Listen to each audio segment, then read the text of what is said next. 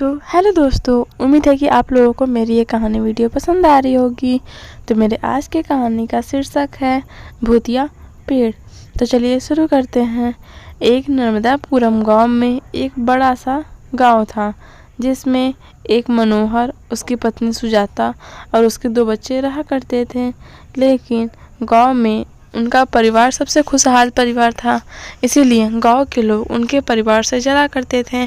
कहते थे कोई भी दुख हो, कोई भी सुख हो, उनका परिवार एकजुट होके कैसे रहा करता है, कैसे ये लोग इतना अच्छे से रह लेते हैं, हंसी खुशी रहता है। हमारे बस में तो ऐसा हो ही नहीं सकता। उनके परिवार में कितनी बड़ी बड़ी दुविधा आती हैं। कभी उनका बेटा किसी के साथ भाग जाता है, कभी उनकी बेटी का तलाक हो जाता है, लेकिन सभी का वो हंसी खुशी सामना करते हैं। लेकिन बहुत लोग उसे अच्छे मान में लेते थे कि हाँ, उनका परिवार से कुछ सीखते थे, और कुछ लोग को बहुत गंदा लगता था कि ये लोग कभी दुखी क्यों नहीं होते हैं। ऐसा सोच के लोग बहुत गुस्सा करते थे। लेकिन एक इसमें गांव में एक ऐसा इंसान आता था जो उनसे इतना ज़्यादा जलता था कि उनका एक पेड़ में बांध के उनके पूरे परिवार को जला देता है, जिससे कुछ गाँव वालों को तो बहुत दुख होता है, लेकिन कुछ गाँव वाले बहुत खुश होते हैं। सोचते हैं कि हमेशा हंसी खुशी रहता था। किसी के परिवार से कोई मतलब नहीं रखता था। बहुत घमंडी इंसान था, सिर्फ अपने से मतलब रखता था। पता नहीं कैसे लोग थे। कुछ गांव वाले ये सोचते थे और कुछ गांव वाले सोचते थे कितना अच्छा परिवार था, हमेशा हंसी खुशी रहा करता था।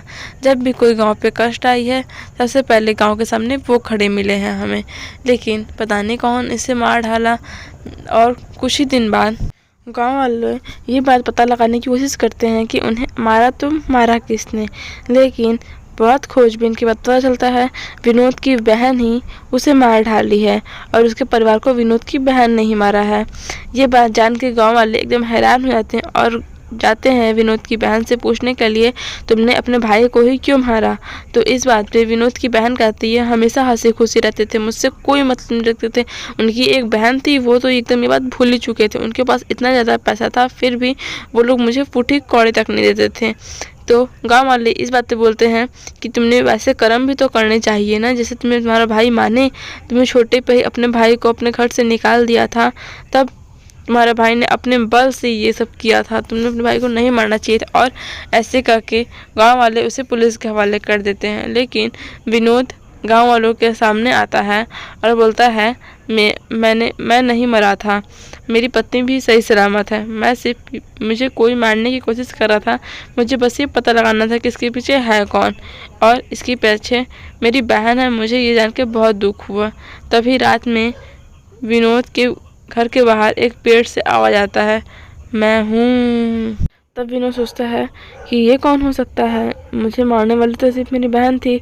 तब विनोद को ये बात पता चलता है कि उसके साथ, विनोद की बहन के साथ एक और मिला हुआ लोग है, जो विनोद पता लगाने की कोशिश करेगा।